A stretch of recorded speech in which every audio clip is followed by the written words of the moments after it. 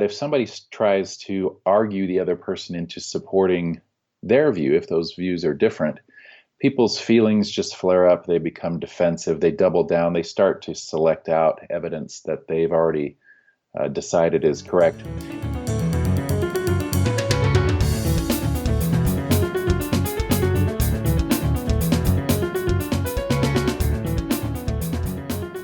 Hey, this is Unlatched Mind.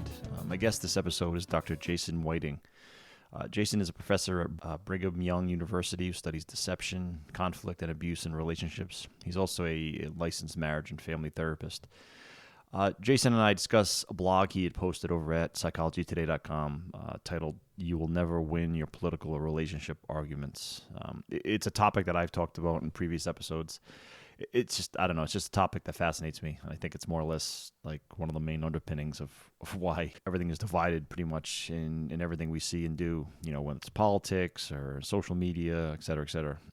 Anyway, conversations with experts like Dr. Whiting make me realize how hard it is to actually see someone's perspective on just about anything, and why there's little chance you can really change someone's position in a discourse or debate or discussion just by throwing facts at them. Anyway, so let's go. I give you Dr. Jason Whiting. Well, Jason, thanks so much for joining me. I appreciate you. I know you're busy. I definitely appreciate your time. Glad to be here. Thanks. We'll dive into your this blog that you had posted, and we'll talk through it. But before we do, can you want to just give us a little bio of yourself? Sure. I'm Jason Whiting. I'm a professor of marriage and family therapy at Brigham Young University. So I'm also a clinician. I work with folks, clients, dealing with a variety of things, but I'm primarily interested in intimate relationships in couples, and I study controlling and abusive relationships, and so look at the dynamics that happen between people that are getting escalated and aggressive. Well, I mean, related to all this, but before we jump into the details of your argument, I mean, are you noticing that's one thing you see on the news a lot, and of course, one side of the political spectrum takes the stance a lot, but with the lockdowns and people being in each other's faces a lot more, are you seeing a rise in like domestic abuse and these abusive type relationships? Yes, unfortunately. Yeah. And I was asked to do a blog on that specifically a few months ago, back when things were kind of newer. But yes, with people stuck together, with more stressors globally, with jobs being lost, with things like alcohol sales going up, gun sales going up, people stuck together, and resources going down for folks who are looking for help. It's a bad combination. Right. So the rates of things like violence are going up, unfortunately.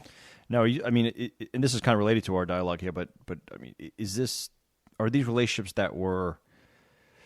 I mean, I guess you're talking about mainly, I mean, spousal relationships within the house, correct, right? Mainly. Yeah, okay, yeah. Uh-huh. I mean, and are you seeing that it's relationships that were on a rocky foundation to begin with, or is this that we're in such unprecedented times that even the most solid relationship on the most solid foundation is being tested here? I'm imagining it's sort of both, but yeah, it can be all versions. It would be unusual for a really healthy, solid relationship to suddenly turn unhealthy because of these things. I mean, people who are doing well with coping skills and who have a generally workable relationship are usually able to draw upon those skills, even though it might get more difficult, more tense, especially if there's things like job loss. But yeah, if you're talking about somebody with already a difficult, a contentious relationship where there's a lot of back and forth snapping and arguing, or worse, or something that gets physical, those folks, it would be typical for them to be struggling even more than they already are struggling. Right. It would be unusual for them to suddenly be doing better and to be pulling together and doing well. That doesn't happen as often. Right. Yeah. Well, so jumping to your blog, so and it is related. I mean, I think because you talk, your blog is basically, stop trying to win. You're never going to win the argument. I forget the exact title, but it's basically like, we're in such an argumentative state of affairs, whether it's political, well, mostly political and social media. That's what gets the headlines. But and I'm sure you see it from all angles because you're, like I said, your interest is primarily relationships, and gosh, that's where all of our quote unquote getting along is supposed to happen, right? Especially in the home. I think if it's supposed to happen there, if it happens there, I think it would be better. Everything else would be better, but it's kind of the foundation of things. But can you kind of summarize, I guess, the blog and what the main, I guess, the point of it is, and then, or I should say, the point of you writing it, and then we'll kind of dig through it. Sure. The blog started actually when I was working on a book, and some of this material was drawn straight out of a book that I have on the different ways that intimate partners, couples, become deceptive with each other. And that encompasses a lot of things from white lies or exaggerations or minimizations to anger to bias. And so in one of those areas of the book, I was exploring things like bias and denial. And when you're doing that, it's really easy to start looking at things like politics or sports or areas where people have strong Passionate, feelings, yeah. passionate, and yet these are areas where there's not a lot of clear cut facts, and there's a lot of ambiguity, and so it goes back to the old issue of trying to avoid talking about things like religion and politics in mixed company, because these are just loaded topics. So it kind of expanded from there. So the blog itself is titled "You Will Never Win Your Political or Relationship Arguments," yeah. and the point is that we all kind of naturally we gravitate towards things that we feel are right or true, and then we construct arguments to support those. And because it's such a feeling-based process, that if somebody tries to argue the other person into supporting their view, if those views are different, people's feelings just flare up, they become defensive, they double down, they start to select out evidence that they've already decided is correct. And that process can go on forever. So again, that can happen in intimate relationships, that can happen on social media, that can happen with your brother-in-law, et cetera, et cetera. It's just a very human process that we understand. Yeah, I don't, it's funny, as I remember my younger years, it's like it would just be so prevalent in my circles, especially. I'm an engineer, graduated school with a bunch of engineers, and we always think we're right about everything. We're paid to really dissect things in our head and deconstruct them, and we just have very strong opinions. So I just remember back in the day, we would always try to, and we would take those, and that mindset works in technical areas and in certain areas of physics and stuff like that. But when you take it, you start to apply that thinking to social, social issues and political issues, and it gets a lot less effective to argue, to give facts and to logically walk someone through why your side is right. But I remember doing it. We all did it. And even now I fall into the trap occasionally, but I just realize it's kind of an exercise in futility. I just don't remember, and I think this is one of the points you made in the blog. I don't remember a time when anyone was argued. An argument ever happened, and one person at the end said, "Wow, I never saw all those. I never knew all those facts. I'm on your side now." It just doesn't happen, right? That's right. Not very often, where they're saying, "You've really shown me the light." Thank you. Right. If anything, you just drive the person. I think you opened up the blog, I think, with an example of how, I forget what the exact example was, but when you do that, you literally almost drive the person harder to their side. Yeah, and there's research that suggests that as well. Even say politics again, for example, they've done these projects where they show somebody on the opposite spectrum of politics a list of arguments or facts against what they believe, and usually people come out even more entrenched in their own beliefs after being assaulted with as they experience it. And it's funny, you're talking about engineering, and I had a couple in front of me about 2 days ago. He's an engineer. He's an IT guy. He knows a lot about that world. And he struggles in his marriage sometimes when his wife shares an issue going on, a problem with her life or her work or kids or whatever. He immediately wants to jump in and go to problem-solving mode. Oh, absolutely. And tell her how it should be. And of course, again, that's not usually how humans work. We want to talk about our struggles, but we don't necessarily want somebody to come in and just tell us what we should do and how they know best, Oh yeah, yeah. I mean, this and have a lot. now that's also a male thing, more It is right. I mean, yeah. I mean, stereotypically. the stereotypes out there, and this million. I mean, Yep. have you seen the there's a couple.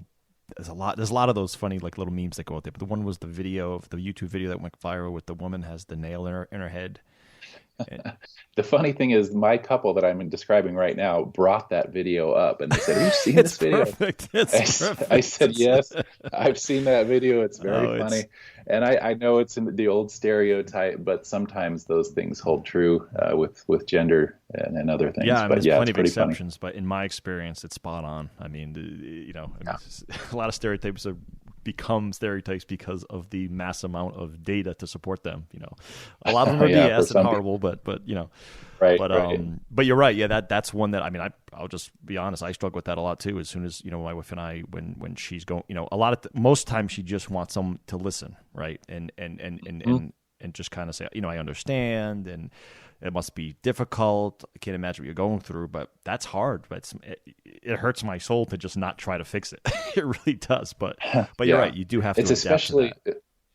yeah, it's hard, and it's especially hard when the feelings or the thing that's upsetting is about the person who's being asked to listen to it. And Right. Oh, if somebody's saying, I'm upset at you for this," it's really hard to just listen and not immediately get defensive and to start counter arguing with supposed facts right. of the Right, situation. right. Yeah, that sounds like it'll just compound it. You're not only trying to fix it, quote unquote, but you're also trying to defend yourself, and you add the two together, and Right. yeah,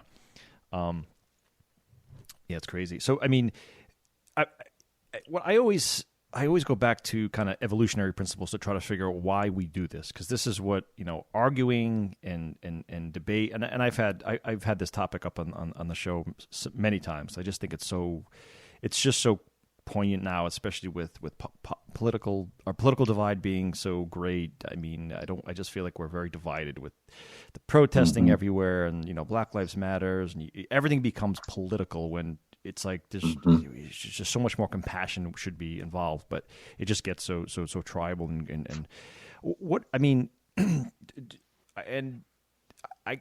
Are there, and I was kind of Googling a little bit about this, and there were, there's neuroscientists that claim, that talk through why we're so tribal, and it goes back to, and this is me just kind of layman, just summarizing what I've, kind of I've been reading through, but it's like when especially with confirmation bias, I think there's so much information out there, your brain wants to take a shortcut to get to to get to an opinion and stick to it. When it's like almost we're not programmed to just kind of, oh, good point. All right, let me see all the data. Even when I see stuff that's contradictory, confirmation bias says, well, ignore that and get to the end, the end goal, which is what you were thinking from the beginning. And, it's Yeah. like, so the other thing I was wanted to bring up with you is there an evolutionary adaptation to why we're so it's so hard for us to see the other person's perspective, the other political party's perspective. Is there something there? There are a lot of different theories on those kinds of questions, and I think what I think about is what you've described here, using the word tribal a couple times. We are social creatures. We are loyal to our band, Yeah. whether that is our, we keep talking about politics, and that's, of course, one of the most extreme examples of, if it's my tribe, if it's my version, it's the correct and the morally superior version, and your version is wrong and inferior and woefully inadequate. And it becomes not just that we're different, we have different takes on this, it becomes that I'm right and you're an idiot. And that, of course, just further divides people into tribes. And I think in the blog, I use this example of sports. It's this old research project that was done in the 50s, where these researchers did this experiment where they showed a football game to a group, just to participants in a research project. This was a football game between Dartmouth and Princeton. And they said, just watch this game and then rate the fouls and whether they were mild or moderate or flagrant. And so everybody watched the game, but of course, this won't surprise anybody, although it kind of did them at the time. The observers, if they were loyal to Princeton, of course, rated the referees' calls against Princeton as lousy Right. calls. They thought the Princeton players were more mild in their fouls and the Dartmouth players were worse.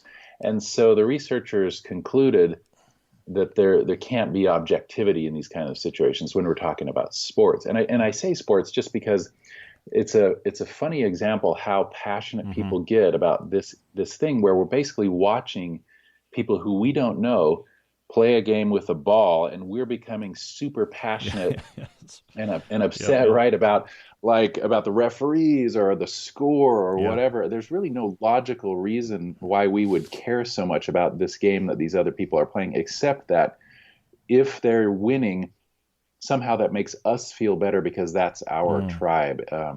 And it reminds me of an old joke. I think Jerry Seinfeld was talking about this very issue of sports, and we cheer on these teams not because we know these people, but because they're wearing uniforms that we identify with. And he said it's like we're happy because our laundry beats Yeah. their Yeah. laundry. Yes. You know? Yeah. It makes no sense. Yeah, no, it's true. It does really exemplify the tribal nature. I mean, I remember that feeling. I mean, I grew up in New England from Rhode Island, and I'm a Red Sox fan. And I remember the years of 2002, 3, 4. I just remember driving to work after a loss and just feeling so upset. And then I remember, I'm like, it doesn't Right. affect my life in any way. Zero. There's not one Right. way this affects my life, not even a little. And you have no control over Yes. this, but somehow it makes you either feel terrible Yeah, or yeah, and you're ecstatic, right. and It's it's just yeah, yeah, and crazy. it truly does exemplify that. Like, wait, I identify with that tribe, and my tribe did not win. Oh no, Yeah, now what? that's right. I mean, but I guess Yeah, that's evolutionary, right? Because at some point, when my tribe didn't win, like we went hungry or we died, or there's got to be right. some, things had much more of a intense consequence. It's many, many, many, many years ago. Um, I think so. It becomes more of a life or death situation, and I would suggest those same kinds of impulses of life or death flare up when we argue. When we argue with a loved one, for example, if this is my partner and we're going back and forth on something that feels really intense, my defenses are kicking in. mm, My adrenaline's pumping. My cortisol's ramping up. I'm not really at any risk, again, unless this is some unhealthy, right. threatening, violent situation. But my body is acting though it is, Yeah. Right. and so that again causes people to get really fired up and activated and aggressive, and then the next day they're like, why was that so awful? Why did I say the things I said? Why did he or she say the Mm, things they said? But in part it's because of what you're talking about, which is we shift into these gears of this is a life or death mm. situation when it almost never is this in this day and age. Yeah, exactly. And I remember reading something about a blog. I forgot gosh, it was a while ago. But the neuroscientist was basically, or I think he was a neuroscientist, but they were basically arguing that the hormonal response, your body does not know the difference. To your point, Right. it's very rarely a life or death situation nowadays, in this day and age. But your body responds the same way. So the That's right. response, the hormonal response, post post those hormones being excreted into your bloodstream or whatever, it's the same as if you were being attacked by a foreign tribe. You know what I mean? It's Right.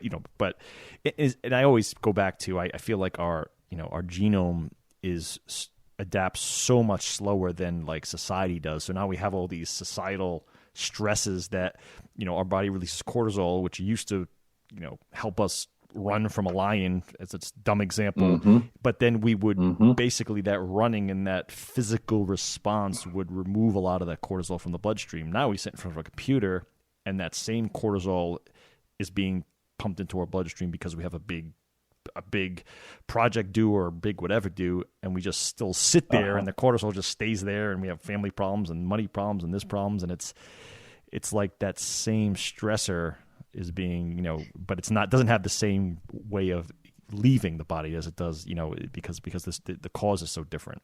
I don't know how much of that is 100% true. Right. I mean, it seems to be a trend there, though. Why we're so unhealthy at times.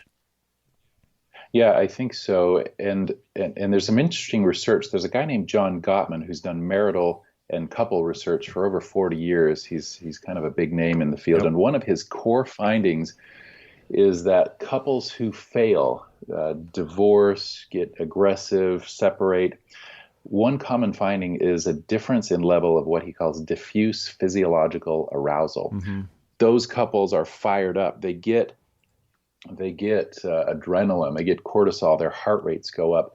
And when that happens, when your body is escalated with the other person, you interpret things differently. You become more irritable. You say things that, like, why did you leave this thing on the floor? Or why didn't you call me? Or why were you 15 minutes late? Things become a bigger deal than they would if you were calm and reflective. And so individuals who are stressed, who are more likely to be ramped up and tense, that is not good for relationships. And it's one of the reasons, again, like you said, we live in a society where we sit a lot, we don't get enough exercise, we eat too much processed food, we're not outdoors enough.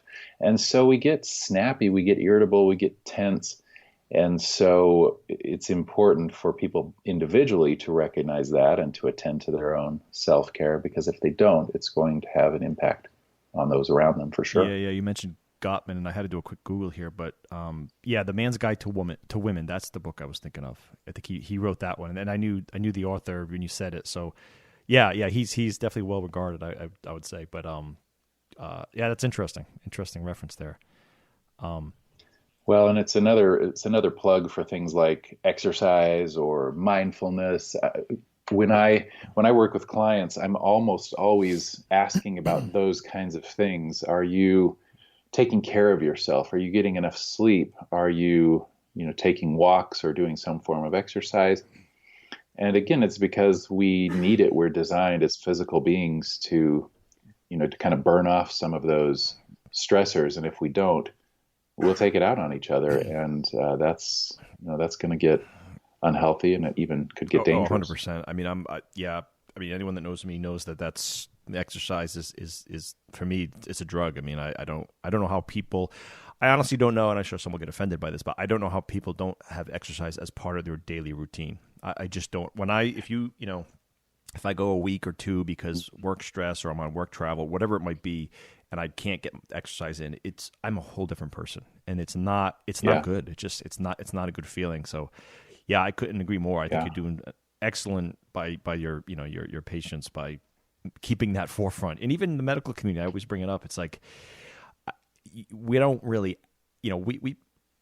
I'm just getting a little off topic, but it's related in that self-care is so important, right? It's not, hey, you have a problem here, just take this medication and continue sitting on the couch eating Doritos. Well, it's like, and that just compounds a lot of these problems where you got folks with relationship issues, that's your world, but now they're still not healthy, taking maybe SSRIs and other things that are trying to make them happy. And it just seems like not a good cocktail, not a good mix there. No, and like you say, it will come back to damage the relationship because people won't be doing as well in terms of their own just well-being. I had a client once come to see me, and he said, I'm really depressed and I need medication. And as I got to talk to him, I found out he was married. He and his wife were living in a home where they were kind of hoarders. They had a lot of stuff in the way. They were staying up most nights playing like these massive multiplayer online games. So they weren't sleeping very well. And the kicker was, when I asked him about what his diet was like, he said, well, I eat a lot of ramen and I drink about 16 Mountain Dews a day. And I said, let's start with something other than a medication. Right. Let's work on some lifestyle stuff. Let's start with, drinking water and getting sleep and, things like that. So anyway, that's sort of an extreme example, but coming back to the point about arguing, people will be irritable and tense and cranky with each other when they don't feel good. Yeah, people get hangry, which is not just a funny thing. Yep. It's a real thing, right? Yeah. That is a real thing. We could talk about that too, because there's research on that, and I've written a little bit about that as well. But yeah, if you're hungry, if you're irritable, look out. Yeah. It's not. Yeah, we say hangry and it's a joke, but I'm like, no, that's. I don't think people realize the hormonal response in the human body and how it affects mood, and when dopamine's off or serotonin's off or oxytocin's off and whatever, there's like the big four. I forgot the fourth one, and all those things can be all those things spike when you hug someone or you go for a run or you, right? You don't Right. need. I know there's certain folks that need, some pharmaceutical intervention, but I think it's a lot Uh-huh. less than we think. I mean, or it's a lot less Yeah. than we prescribe for sure. But I don't think anyone would argue that. Sure. But Sure, sure. There's a role. There's absolutely right, a role for medications and other intensive things, but for a lot of people, attending to just some basic wellness will be it's probably the first place to right, start. right. Yeah. So you had given an example. I mean, one thing you had said that going back to generally speaking, why we just don't see, or why you can have two sides of something, and it's almost impossible for the other side to concede or to give the other side credit or even to see their point of view. I said a quote from your blog. I want to just read it here because I think it was right on point. It's like there are always fast moving data points to cherry pick, and exaggerations and distortions aplenty. And I think that's just perfect because if you look at any, and I think the notes I had sent you, it's kind of like you see any, in any any political arena, one side has a tax plan that's going to save billions, according Yeah. to them. The other side saying no, their tax plan is going to cost billions, and both are Yeah. actually somewhat true and somewhat false. Like you can always find the data to back up your stance. So you know what I mean. Always. So it's like these things are so complicated and there's so many moving parts. It's exactly like you said, everything's so fast moving. Data points to cherry pick and exaggerate. It's like, we keep going back to politics just because politics is weird too because that's their job, right? So Hmm. there's no incentive to see the other person's side. I mean, that's not what they're going to Right. do. And I think a lot of them go to bed at night. Now, I'm sure that they're also brainwashed of their side. Maybe this doesn't happen a lot, but even if they went to bed at night, it's like, wow, I read that that other person's stance on this, and this is really, really better than mine. But my party believes this, so it's unfortunate. But the rest of us, and I always say to people, we're not in politics. We don't have to pick a side. We can pick both sides, Hmm. little this, little that. Until election day, you got to choose. But it's almost like, do we do that? I'm assuming we do that same thing, whether it's a political debate on stage and we see them doing that, but we must do the same thing with relationships. And that I think we can control and should work on. We should, and we do the same thing. Think about a time as simple as a mild argument that you've had with somebody that you care about, either an intimate partner or a friend. Both people will right away start to recall the argument or frame the argument in a way that supports their own motivation or their own side. Yeah. And, I talk about this cherry picking. We kind of naturally do that. We're wired to do that, to see things in a way that helps us to feel a little bit better. And so we select out evidence and we'll say, well, here's an example. I had a client come to see me once. This was a college kid. And he said, we were talking about this relationship he was in, and he said, my girlfriend's driving me crazy. She wants to do this thing. I want to do this thing. And then he said, look, I'll read you the text. And he pulled out his phone and he read me the text back and forth between she and him. And when he read her text, he did it with kind of a sarcastic tone. That's right. You got it already. And when he read he read it in this really calm, measured way. And I thought, wow, it's like the facts are almost indisputable. The words are there, but already he's interpreting it in this exaggerated way. And people do that all the time. They'll say, well, you said this, and I said this, and that's not how it really went down exactly. I mean, it's sort of how it went down, but people will claim the other person's motive was just to be mean, for example, and their motive was just to try to be helpful. Right. And who can claim motives, right? It just gets really complex really fast. The tone thing, I can't stop laughing because that I can't wait till my wife listens to this. That's all I got to say. Yeah, because we both do it, and we catch ourselves, and I'm wait a minute, did she really say it like that? Or my wife would be showing a text between her and someone else, with family, friends, whatever, and maybe they had a little disagreement about something, and then she'll be reading me the text and adding tone to the other side. So not only are they adding tone to by recalling a conversation where the tone may or may not have been there, most likely not, to your point. But also, even just reading a text, I'm like, well, did you actually speak to the person? No, you're just reading a text. Yeah. So the text, Yeah. you created the tone in the text. So, so it's funny. Yeah, it's well, because it must be how we just shape. They're wrong, I'm right. They must be evil, and it could be over the dumbest thing. It's like, oh, well, I was late 5 minutes. Like, did she say that, or she said, hey, I'll be late 5 minutes? Sorry. Like, they could have been like, sorry. Yeah. Yeah, it's a big difference. Yeah, tone is a big difference. Yeah, really moves the needle. And people will hear tone differently, again, depending on the mood that they are in. And so I use this metaphor at times of a scientist versus a lawyer. And the difference is a scientist goes into a situation, hopefully trying to be objective and see all sides and come to the conclusion of who is right. A lawyer goes into a situation with an argument already formed. They're going to present evidence that supports their side and ignore any evidence that works against them. Unfortunately, we are wired to be more like a lawyer. We do it, our brain does it, and our emotions do it. And so we have to work against that tendency a little bit if we want to be, constructive in our relationships, especially when it comes to difficult issues. Right.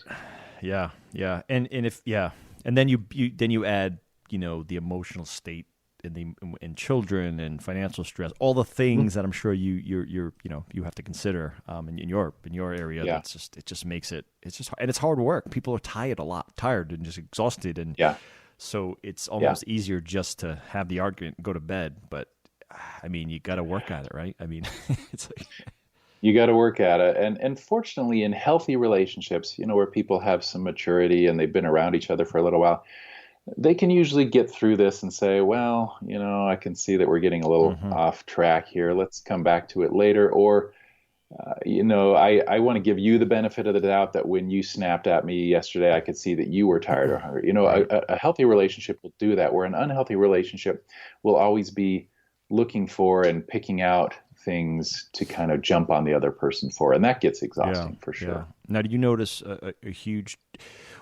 you notice a pattern between folks being younger, that maybe got married younger, versus folks that, got married older, or whether or not, maybe it's not even a marriage thing, maybe it's just a together thing, and age? How does age play into it, at least, or do you not see a correlation there? Yeah, there is some correlation, particularly with people who get married quite young, like those that get married when they're 19 or 18 or 20. There are higher divorce rates there. You think about how much growth still happens in the young adult years, from 18 to 25 or 18 to 30. People are still figuring out who they are, what their interests are, what they're passionate about. And if they jump into an intimate relationship, they move in together, they get married, whatever, then suddenly they're with somebody and still trying to figure out who they are. And sometimes they can do that successfully. But odds are a little more against them. Divorce rates are higher, for example, for really young marriages. I would 100% believe that. I can't imagine getting young. I married him 19. I don't even know who I was at 19. I mean, yeah, exactly. Oh man. Yeah. Crazy. So how do you, I guess, we're in a new era. I mean, not even COVID era, just more of the internet. And I mean, how does social media? I mean, I just bring up social media on almost every show because I don't think we know how to use it. Like in terms of debate and discourse, and it's the animus there. So it's like how does social media? I mean, have you noticed social media compounds a lot of these issues?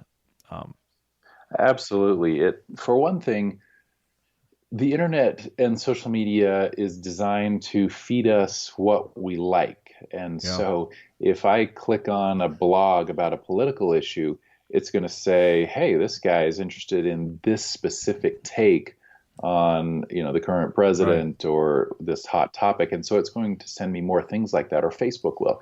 And so it becomes this echo chamber where not only am I taking a position, but now I'm being amplified in that position to hear things that are going to further support the position I'm already taking. And if everybody's doing that, as we've been talking about, people become further and further divided as their side. They become more and more convinced about their side. And so that's a problem. The other thing that's interesting as a violence researcher, I noticed a few years ago there was a celebrity accusation of domestic violence. And this was Amber Heard accusing Johnny Depp of domestic violence. This case is still going on. Now, I was very clear right from the get-go when I saw that I don't know what happened. I don't think anybody Right. knows what happened. Did he do something? Did she do something? But the thing that was curious to me was that on social media, almost everybody making comments were sure that they knew what happened. They had all this certainty about, and they would make comments that would say things like, she's a gold digger and she's just saying this to get his money, or I think he did it because he's been drinking a lot. And so we actually did a research project where we gathered about, I forget, 400 or so of these comments from Facebook and from news sites, and we analyzed them. And again, most people were pretty certain that they knew what happened, and more people attacked her than him. And when I posted a blog about this, then I started getting attacked because people thought that I was taking her side, for example. And I wasn't. I was just saying it's just interesting that 3 times as many people are attacking her than him. Now, I get that that's a celebrity situation. A lot of people know Johnny Depp. They like his work. So there's these interesting reasons why they think, well, because I know him and like him, he couldn't have done that. There's kind of these interesting other issues. Right. But part of the issue to me was just that on social media, people jump quickly to this sort of I'm right and you're wrong, and we all see it. We all see it when we see the posts about politics or religion or gender or violence or power. People quickly will go to the extremes on social media, online, and I'm not so sure that's a healthy thing for our social and political discourse. No, again, I go back to where I think our genome is much slower than technology and society. I mean, I don't think we're designed to be able to have the instant communication with millions of people. It just doesn't. Yeah. It doesn't. We haven't evolved to that. It's just it doesn't. Yeah. There's all sorts of There's all sorts of differences between having a discourse in person. There's a threat of physical if you just completely just trash somebody to their face. There's all sorts of dynamics that you get away with when you're anonymous online, and it's just That's just, right. It's you can just kind of see it if you put a little bit of thought into it. You're like, yeah, that's unnatural because all the natural rails that society puts you on in person are like it's rail free online. So it's and it basically, I think it pushes us, it tests our nature, and a lot of times we just fail. I don't think it's I don't know, it's just I don't know what's going to happen next, but people they say things online, like you say, because of anonymity or other things. They say things they would never say in person. Let's say you had 2 friends and they have very different political views. One comes with a Make America Great Again hat, and the other one with a Black Lives Matter hat, and they sit down together. If they're friends, they're not going to just light into each other and be vicious and ugly. Hopefully, more likely they would be a little softer and even a little more understanding about the other side, because they're like, well, I really value this person and I see that they have these views, and we can work with that. But when you separate people out and you put them online, they're quickly going to places that are contemptuous and ugly and sarcastic, and that's not a great thing. But I guess it's more fun. I always make my quote. It's lonely here. It's lonely here in the thinking center. That's kind of what I'm gonna like trademark that or whatever. But no, it's less. Yeah, good. It's not fun or inflammatory. Like in this type of dialogue we're having. Yeah, that's kind of our goal, is to have that open-minded discussion. But general society, that's discourse online. If I want to create a platform online, you gotta pick a side, get excited about it, get all your followers, and hate the other side, and that works. Seeing both sides and thinking through, it's like, this side A has great points here, side B has great points there. Let's discuss it. It's like only this forum that works, and I just think it's like it's you're generally paddling upstream if you're if you're looking to I don't know. So there's this rush. There's this little bit of a dopamine hit from taking an angry, morally superior stance. Yeah.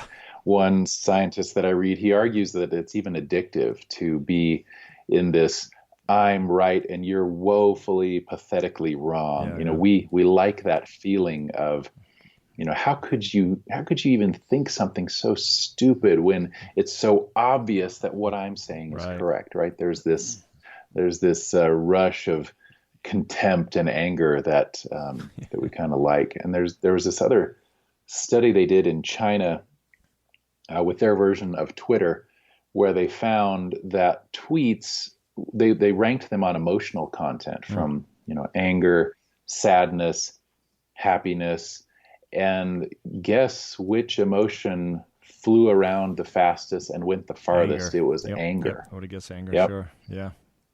People retweet that stuff. They get fired up about it. They get excited. Even when there's no tone, it's just something written. But if it's written in an angry way, people are going to react to that most strongly and share it most readily. Yeah, it's crazy. Yep. Yeah. So what advice do you have? Obviously, you're one of the, you're someone that can offer legitimate advice doing what you do. What do we try to do? How do we become better at this whole thing? Yeah, it's a good question. It's hard because in some ways we're working against human nature. Yeah. So one thing I would say is when we're talking about human relationships, intimate relationships, it's one of the reasons we do something like therapy. We bring people together in a structured way to where they have some hurt feelings, they have some strong feelings, but if a therapist, if I can be there and help ask questions in a safe way, help slow things down a little bit, help clarify points, then there's this structure to help people get their voices heard in a safe way. And I wonder sometimes if we can do that better in our culture, on social media, if there's ways to set up guidelines. For example, you're doing this podcast. We're trying to talk out some ideas in a more thorough way. I think that's helpful. I think that's helpful to have dialogue that's a little more in depth than just these little sound bites or talking points that get thrown back and forth. So I do think we have to slow down.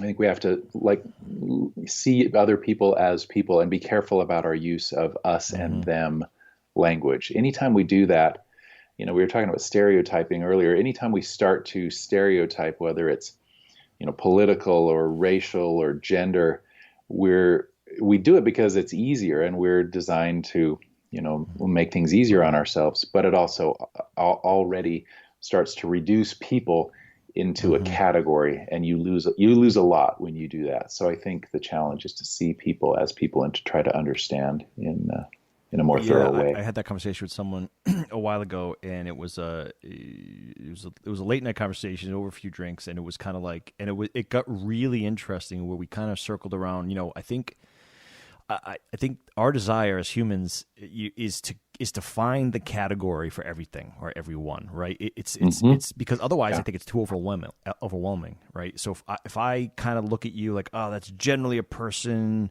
I see them getting out of their car and I could generally doing well, probably white collar, probably lawyer, and look at the car, and probably likes Trump or doesn't, whatever you can kind of, and you just really want to do that, as opposed to saying, it's a guy, I could see him, who I have no idea what's going on in his life. I have no idea. He's got a million different loves and hates and passions and problems, and I can't understand any of them. So why would I even try to put this guy in a bucket, like in a category? Yep. But that's a lot. That seems a lot more indeterministic and a lot just like it almost gives you the feeling like you just don't understand anyone of the world, which I think is more accurate than, that person's a Black Lives Matter person, or that person's a Antifa person, or that person's a whatever. You just can go on and on, whatever the latest thing is of the day. But it's like I feel like we're designed to just categorize. You said the word category, which I think is spot on. It's just it's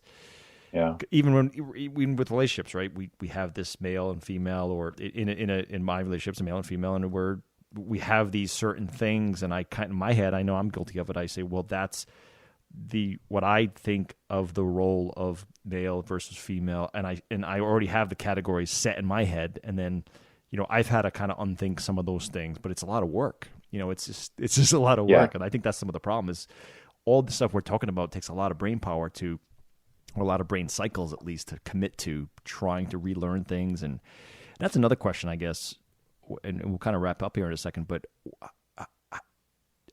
I kind of have a feeling that, especially as we get older, it's hard for people to learn new things, especially when it becomes like how to think in different ways. Do you see that? Like, how many people actually take, and I don't want to discredit your entire field here, but like, because it's such hard work, and there's so many dynamics that you have to take in and knobs to turn to respond the way that you think is going to benefit your patients the best. But how many folks actually do you think, percentage-wise, maybe just actually listen, understand, work at ingesting your recommendations or what they're hearing in the room, and really make a life-altering change? And I know it takes years at times, but is that like 10%? Mm-hmm. Is that 90? Is it 50? That's a hard question, but it's a hard question. I would just say it's a spectrum, from those that are stuck, they're fixed in their version, they're not going to change. And then you have more of the middle ground where there's people who are open somewhat. There's certain things that they're going to have a harder time changing. And then there's the ones on the other side, which really are trying, and they're open and they're working at it.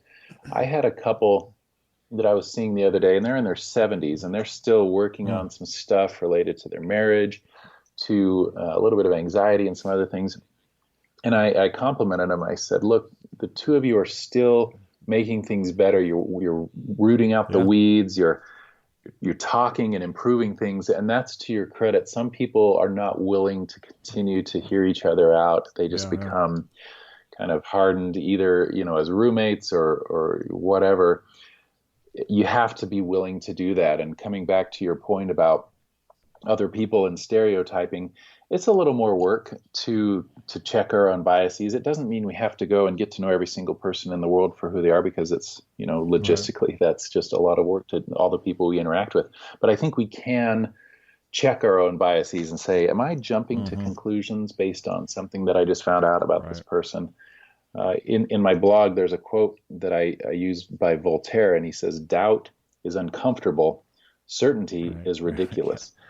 And I like that, because we do tend to jump towards certainty, but so often then we are narrowing or reducing things. So better to have that discomfort of a little bit of doubt or uncertainty and say, well, maybe this is right, but maybe I'm wrong, or maybe I'm missing something, and help me to be a little more tentative in my approach to other people or to social media, and to just keep an open mind. That's, I think, an ongoing process throughout life, is to be curious and open-minded rather than certain and angry and condescending. Yep.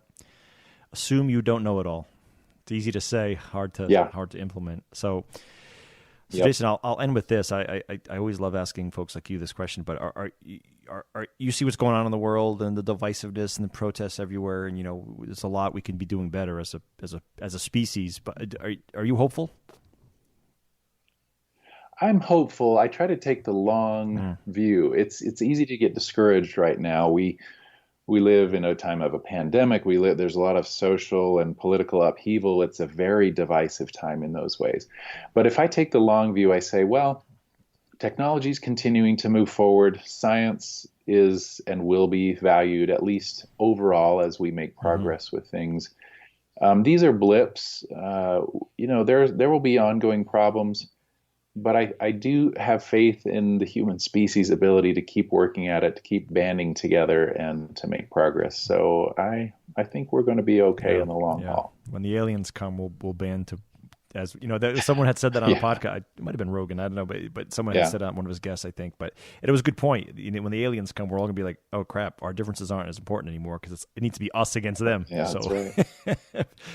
and if there's a silver lining about something like a pandemic, you would hope that, hey, we're all in this together. We should be working together on this. And maybe that'll help us address things like climate change or other social issues that we can say, look, let's try not to make this political. Let's just all figure out what's best for us as a species, and I hope we can do that because, like you say, if the aliens come, we're going to need to work together and do the best we can, and we have that in us. We have that ability as one tribe to say let's do it, but sometimes we've got to work against our own nature to get to that point as well. With the virus, the virus doesn't care anything about you. It doesn't care where you're from, what your race is, what your gender. It doesn't care. You'd think that would be more folks would have said, we are kind of the same. But so where could folks find you? Do you have you said you working on a book, or have you published any? What do you have out there? Yeah, I've got a book. It's came out a couple of years ago. It's called Love Me True, and it's about the different and unusual ways we become deceptive or honest with each other. And so I have a website. It's www.drjasonwhiting.com. I'm pretty easy to find though. So I've got a book out there. I've got a blog. Usually it's on Psychology Today. There's a few other places I publish and things, but yeah, I think this information is important. I hope people find it useful and absolutely good to talk about. I enjoyed the conversation. And I'll post the couple of links in the show notes so folks can find you. But well, Jason, I do appreciate your time, and I thought this was awesome. Hopefully, we help a few folks that give it a listen, and we'll go from there. But yeah, hope so. No, it's good to chat with you, Vinny. Good luck with the podcast and everything else you were doing. I think it's good stuff to get out there. Yep, appreciate it. So we'll have a great rest of your weekend. Sounds good. I'll look forward to it. Thanks so much, Jason. Take care. Bye-bye. Bye-bye. And we are done. Catch you next time. Thanks for listening. This is Unlatched Mind.